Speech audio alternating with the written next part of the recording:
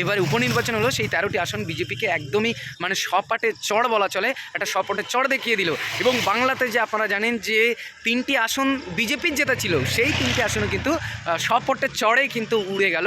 অর্থাৎ এ দ্বারা বোঝা গেল যে বাংলাতে এই সাম্প্রদায়িক শক্তি বা সাম্প্রদায়িক যে রাজনীতি, এই রাজনীতি চলবে না, এমনটাই কিন্তু দেখা। আজ গোটা দেশ জুড়ে 13টি আসনে ভোট ছিল উপনির্বাচন, আর সেই উপনির্বাচনের জেরেই কিন্তু বাংলাতেও 4টি আসনে ভোট ছিল।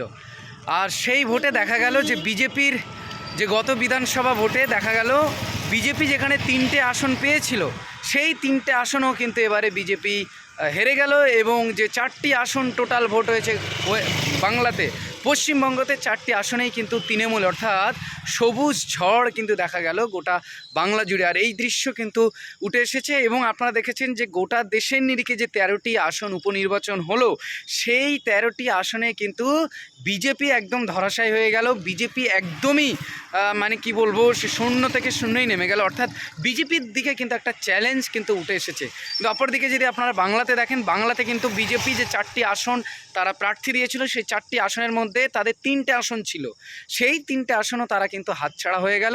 অর্থাৎ এখানে তৃণমূল কংগ্রেস 4টি আসন 4টেই তৃণমূল জয়ী হয়েছে। অর্থাৎ সবুজ আবিরে কিন্তু আজ 4টি আসন মেতেছে এবং সেই দৃশ্য কিন্তু গোটা বাংলার মানুষ দেখেছে যে 4টি আসন কিভাবে তৃণমূল জয়ী হলো। আপনারা ইতিমধ্যে জেনেছেন যে 4টি আসন হচ্ছে, একটা হচ্ছে বাগদা, অপরদিকে রায়গঞ্জ এবং মানিকতলা এবং হচ্ছে আপনার রানাঘাট দক্ষিণ। এই যে 4টি আসন ছিল, এই 4টি আসনে কিন্তু ভোট হয়েছে এবং এই 4টি আসনের মধ্যে কিন্তু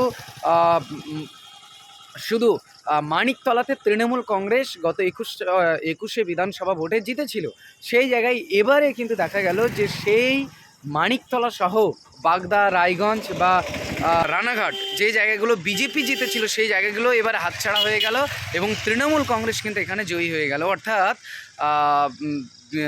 যে 4টে আসনে ভোট হয়েছে উপনির্বাচনে বাংলার, তা কিন্তু মমতা ব্যানার্জির দল অর্থাৎ তৃণমূল কংগ্রেসের দল কিন্তু এখানে জয়ী হয়েছে।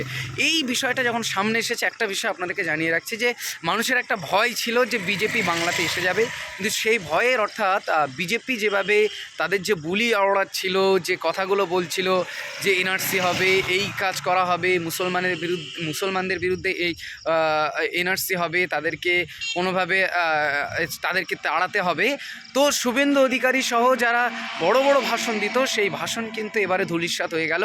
এই যে ভোটের ফলাফল কিন্তু তা কিন্তু জনগণ বুঝিয়ে দিল। অর্থাৎ বাংলাতে কিন্তু যে সাম্প্রদায়িক শক্তি এখানে মাথাচাড়া দেবে না, তা কিন্তু প্রমাণ দিল আবারও বাংলার মানুষ। অর্থাৎ আজকে যে 4টি কেন্দ্রে নির্বাচন ছিল, এই 4টি কেন্দ্রে কিন্তু সবুজ ঝড় উঠল এবং এই ঝড়ে বিজেপি একদমই ধরাশায়ী হয়ে গেল। এবং গোটা দেশ জুড়ে আপনারা যে 13টি আসনে ভোট দেখেছেন, যে 13টি আসন উপনির্বাচন, সেই 13টি আসনেও কিন্তু বিজেপি ধরাশায়ী হয়ে গেল। অর্থাৎ মানুষের কাছে কিন্তু আর এই যে মন্দির মসজিদ নিয়ে যে রাজনীতি, এই রাজনীতি কিন্তু মানুষ আর গিলছে না। অর্থাৎ ভারতবর্ষের জনগণ কিন্তু আর গিলছে না। কেন এখানে প্রশ্ন আসছে, যদি বিজেপি এসে যায় তাহলে কিন্তু তারা কি করবে, সংবিধান বদল করবে, তারা দেশটাকে একটা ভোট তারা করতে চায়, একটা দেশ করতে চায়, একটা ভাষা তারা করতে চায়, একটা ধর্ম তারা করতে চায়। অর্থাৎ তারা এই যে এতদিন যা রাজনীতি আপনারা দেখেছেন 2014 থেকে আপনারা দেখেছেন যে যেদিন থেকে বিজেপি সরকার ভারতবর্ষের মসনদে বসেছে, সেই দিন থেকে কিন্তু নানা জায়গায় সাম্প্রদায়িক যে দাঙ্গা, সাম্প্রদায়িক যে বিনিময় ছিল, সেটা কিন্তু সাম্প্রদায়িক দাঙ্গায় পরিণত করলো এই বিজেপি সরকার এসে। তারপর থেকে কিন্তু গোটা দেশ জুড়ে তারা বিভিন্ন জায়গায় ফল তাদের ভালো হয়েছিল গোটা দেশ জুড়ে, কিন্তু পরবর্তীতে মানুষ তাদের যে সবকা সাথ সবকা বিকাশ এই সব যে বুলি ছিল, নরেন্দ্র মোদীর ভাঁওতা বুলি, তা কিন্তু মানুষ বুঝে নিল। সেই জন্য মানুষ যে 13টি আসন এবারে উপনির্বাচন হলো, সেই 13টি আসন বিজেপিকে একদমই মানে সপাটে চড় বলা চলে, একটা সপাটে চড় দেখিয়ে দিল। এবং বাংলাতে যে আপনারা জানেন যে 3টি আসন বিজেপির যেটা ছিল, সেই 3টি আসনও কিন্তু সপটে চড়ে কিন্তু উড়ে গেল। অর্থাৎ এ দ্বারা বোঝা গেল যে বাংলাতে এই সাম্প্রদায়িক শক্তি বা সাম্প্রদায়িক যে রাজনীতি, এই রাজনীতি চলবে না, এমনটাই কিন্তু দেখা গেল। তো দর্শক, আবারও আপনাদেরকে জানিয়ে রাখছি যে বাংলাতে যে 4টি কেন্দ্রে ভোট হয়েছে, তা কিন্তু বাগদা, মানিকতলা, রায়গঞ্জ এবং রানাঘাট যে দক্ষিণ, এই যে 4টে কেন্দ্রে ভোট হয়েছে তার ভিতরে একমাত্র মানিকতলা সাধন পাণ্ডে সেখানে জিতেছিল 21 সালের বিধানসভাতে, কিন্তু তিনি মারা যাওয়ার পরে ফের উপনির্বাচন হলো এবং সেই জায়গায় তৃণমূল অটোমেটিক যে 4টে আসন ছিল সেই 4টে আসনই তৃণমূলই জয়ী হয়েছে। অর্থাৎ বাংলার যে সবুজ ঝড় তা কিন্তু আগামী দিনে রাজনীতির একটা মোড় খেলবে এবং 26শে বিধানসভার এর একটা প্রভাব পড়বে বলে অনেকে মনে করছেন।